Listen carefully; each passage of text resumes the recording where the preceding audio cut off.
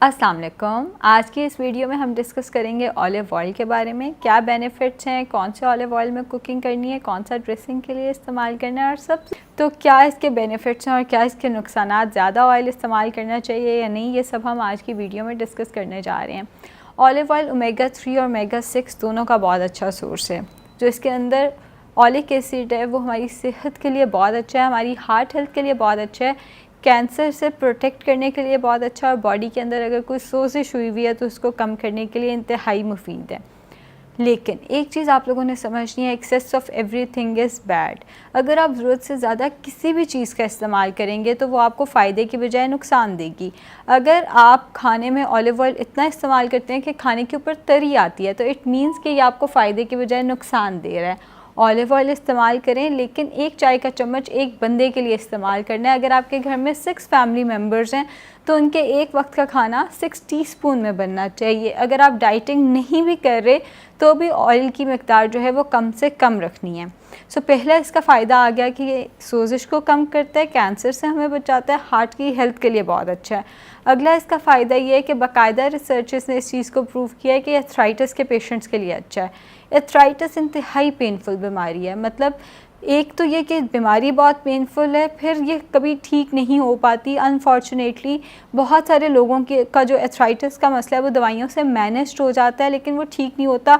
मौसम बदलते साथ ही एथराइटिस का अटैक होता है, दर्दें हो जाती हैं। अल्लाह ना करे किसी को इससे सफ़र करना पड़े, लेकिन अगर कोई आप में से इसका शिकार है तो वो खाना ऑलिव ऑयल में बनाए। मैं ये नहीं कह रही कि ऑलिव ऑयल एथराइटिस को ठीक कर देता है, मैं ये कह रही हूँ कि चूँकि ये इन्फ्लेमेशन को कम करता है तो ये ऑलिव ऑयल जो है, जो एथराइटिस की दर्दें हैं उनको कम करने और उसकी मैनेजमेंट में हेल्पफुल साबित होता है। इन्फ्लेमेशन को कम करने और उसकी मैनेजमेंट में हेल्पफुल साबित होता है। ठीक नहीं करता मगर उसको रिलीफ दे देता है, आपकी तबीयत जो है वो थोड़ी सी बेहतर हो जाती है। इसके अलावा ये टाइप 2 डायबिटीज़ के अगेंस्ट बहुत फ़ायदेमंद साबित हुआ है। जिन लोगों को शुगर का मसला है वो इसका इस्तेमाल कुकिंग में करें। इंतहाई बेनिफिशियल है ये, जो टाइप 2 डायबिटीज़ है उसको प्रिवेंट करने और अगर खुदा न खास्ता ये मसला हो गया है तो उसको मैनेज करने के लिए ये इंतहाई मुफीद साबित होता है। ऑलिव ऑयल के अंदर एंटीऑक्सीडेंट्स की एक अच्छी मकदार है। हम जानते हैं एंटीऑक्सीडेंट्स बॉडी से जहरीले मवाद को फ्लश आउट करते हैं, हमें बहुत सारी बीमारियों से बचाते हैं। इसके अलावा ये विटामिन ए और विटामिन के का बहुत अच्छा सोर्स है। विटामिन के हार्ट की जो आर्टरीज़ हैं, जो आर्टरीज़ हमारी बॉडी में, उनकी ब्लॉकेज को रोकता है, हार्ट की हेल्थ के लिए बहुत ज़्यादा फ़ायदेमंद होता है। सो ये बेसिकली हार्ट की हेल्थ के लिए वैसे भी फ़ायदेमंद है क्योंकि मोनो अनसैचुरेटेड फैट्स हैं, ओमेगा 3 है, ओमेगा 6 का बहुत अच्छा सोर्स है। लेकिन इसके अंदर जो मौजूद विटामिन की है वो एक एडिशनल बोनस है, वो भी आपकी हार्ट की हेल्थ के लिए बहुत अच्छा है। अब कुछ लोगों को लगता है कि हम लोग इसका इस्तेमाल करेंगे तो वेट गेन होना शुरू हो जाएगा। ये बिल्कुल गलत है, ये वेट गेन नहीं कराता, लेकिन इसका मतलब ये नहीं है कि आपने ज़रूरत से ज़्यादा इसका इस्तेमाल करना है। एक चाय का चम्मच अगर इस्तेमाल करेंगे, ये उन लोगों के लिए जो खाना उबाल के खाते हैं, सब्जियां उबाल के खाते हैं।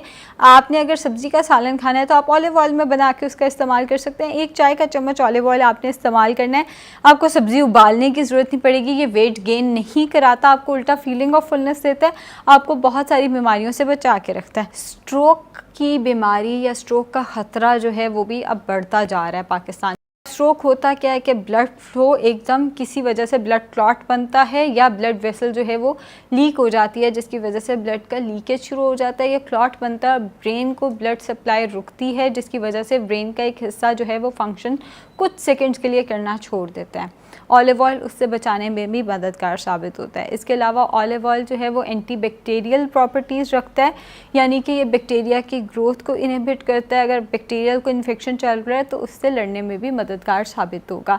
अब बात आ गई कि ऑलिव ऑयल इस्तेमाल कौन सा करना है। एक्स्ट्रा वर्जिन ऑलिव ऑयल में कुकिंग करनी है, बाकी ऑलिव ऑयल जो है वो ड्रेसिंग के लिए है, वो कच्चा इस्तेमाल करना है। कच्चे से मुराद ये रॉ सलाद के ऊपर डाल के ड्रेसिंग्स करके उसकी इस्तेमाल करना है। एक्स्ट्रा वर्जिन ऑलिव ऑयल में खाना पकाना है, इसको कंफ्यूज नहीं करना। शुक्रिया।